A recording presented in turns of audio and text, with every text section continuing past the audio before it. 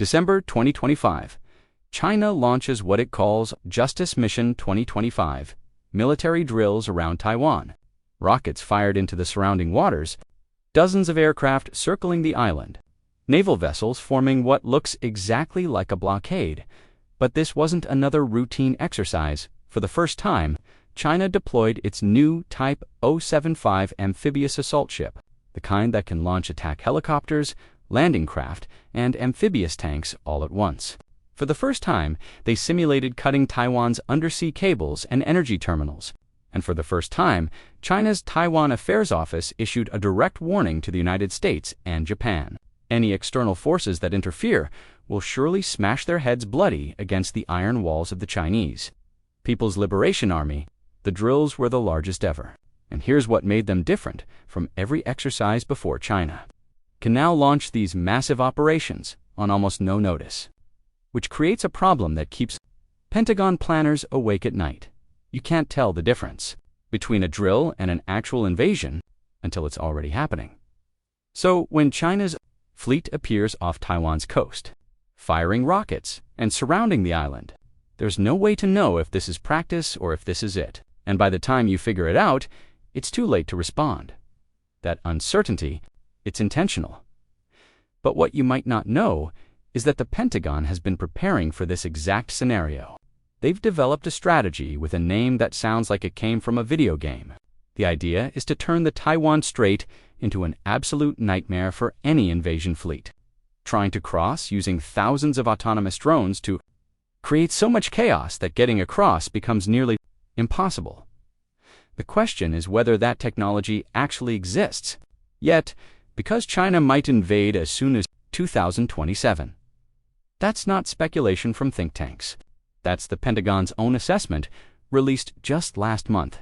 And there's a problem with the timeline. Minus 2027 is 2 years away, and the drones that are supposed to stop an invasion, they were supposed to be ready by August 2025. They're not. Let's start with what happens if this turns into a real conflict. The Center for Strategic and International Studies ran 24 different invasion scenarios to figure out exactly what would go down if China attacked Taiwan in 2026.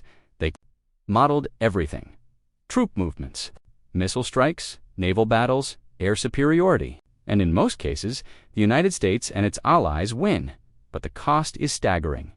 In the base scenario, America loses around 270 combat aircraft, 17 ships, including 2 aircraft carriers, and 3,200 troops killed in action. That's nearly half of all American casualties from 20 years of war in Iraq and Afghanistan compressed into less than a month. Japan loses over 100 aircraft and 26 warships. Taiwan suffers 3,500 casualties, its entire navy wiped out. Half its air force destroyed. China gets hit even harder. 138 ships sunk, 155 aircraft destroyed, 7,000 casualties on the ground, another 15,000 lost at sea. Those numbers should be shocking. But here's the part that doesn't show up in the headlines. China has 234 warships in active service. The United States has 219, and while the U.S. Navy is arguably more advanced, larger vessels, better technology, time is working in China's favor, because China's shipbuilding capacity is roughly 200 times that of the United States. 200 times. That's not a gap. That's a chasm. If a conflict breaks out and both sides start losing ships, China can replace them. America can't. An Arleigh Burke-class destroyer costs $2.5 billion and takes 4 years to build. China's churning out warships faster than the U.S. can even draft the contracts. And it's not just ships.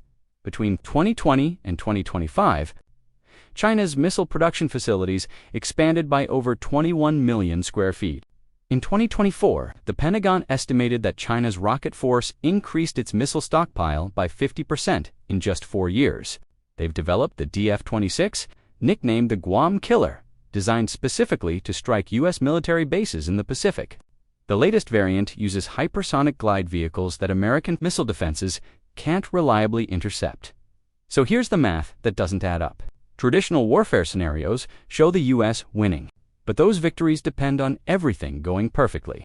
Taiwan has to fight hard from day one. Japan has to allow the US to use its bases and join the fight. And most critically, America has to start direct combat immediately. There's no time to ramp up. No Ukraine-style gradual supply model. Once the shooting starts, nothing gets onto the island.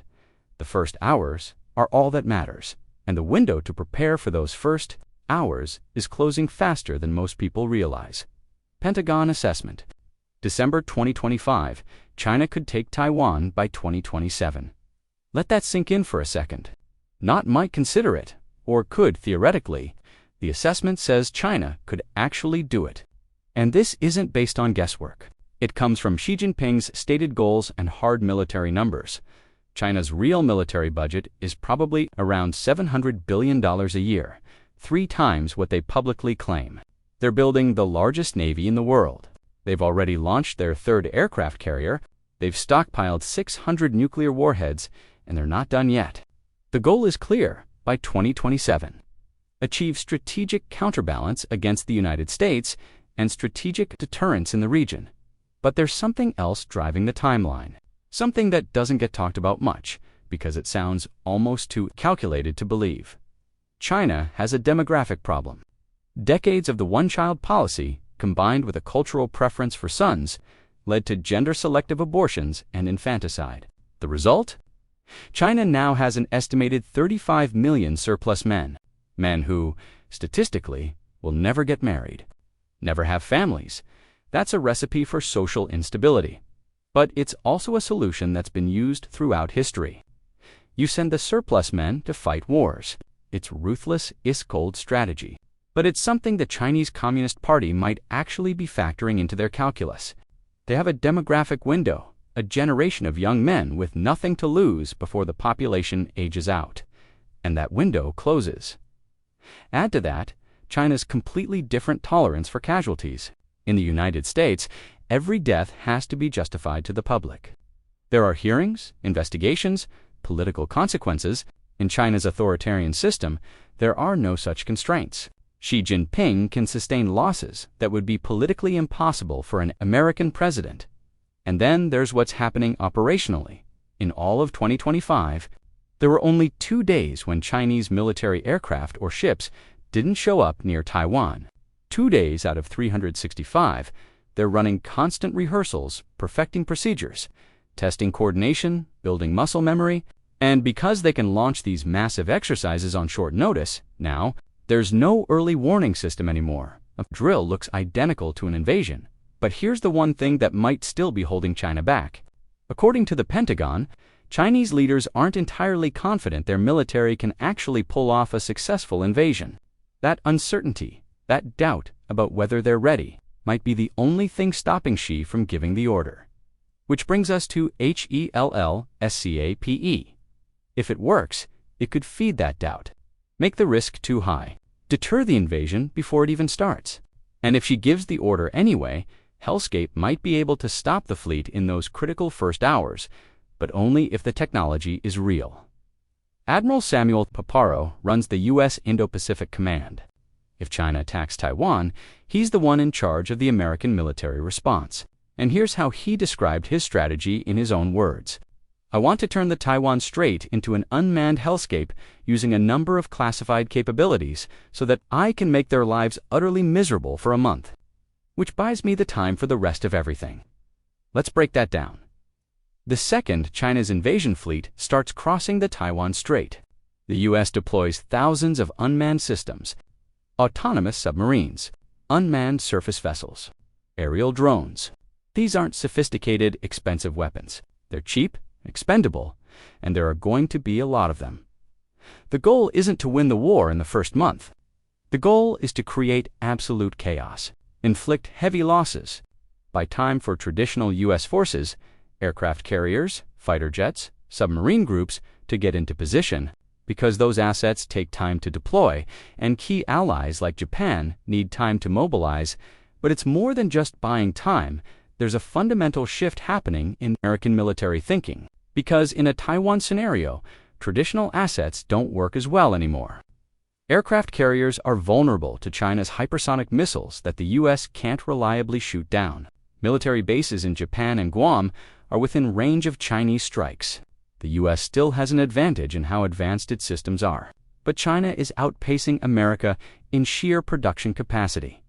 So instead of trying to outmuscle China with expensive, slow-to-build platforms, Hellscape plays a different game.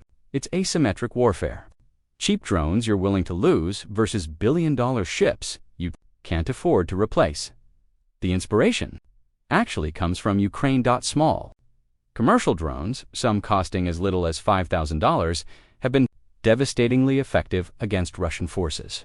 They've destroyed tanks, disrupted supply lines, changed the entire calculus of ground warfare. It's been called a military revolution, and that's not an exaggeration.